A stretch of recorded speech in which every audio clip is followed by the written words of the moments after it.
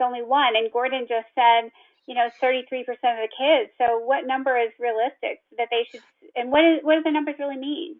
Yeah. And I mean, that's really the big question. So, if we're being super transparent at my own institution that I work at, we have a very high reporting number of sexual misconduct incidents over the course of a year.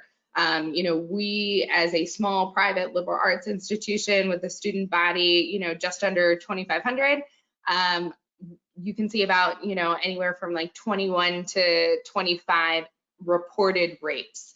And what that means is it's reaching a very specific definition. It's, we're really looking at the threshold, trying to determine, is what was reported on good faith meeting the definition of this crime. So it doesn't mean that we have to prove that it occurred, because not everyone that reports wants to go through a process.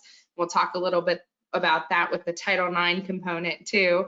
But the important thing to know is that when you see a high number, you shouldn't run for the hills necessarily. That institution most likely is creating an environment where people feel comfortable to come forward and report what their experiences are. And with that, they can even feel comfortable to know that they're going to get connected to the resources and support that they, are entitled to.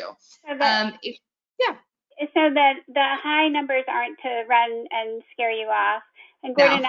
You also worked at Harvard in the Office of Violence Prevention, especially around working with men.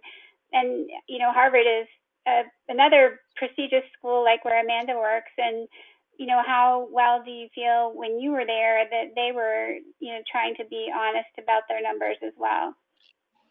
Well, I'm obviously a little biased, having come from the background myself, but I do tend to believe that most of the folks that work in higher student affairs for higher education, I feel like they generally care about students and want to do what's right by students, and they also generally want to do what's right by policies and by the law.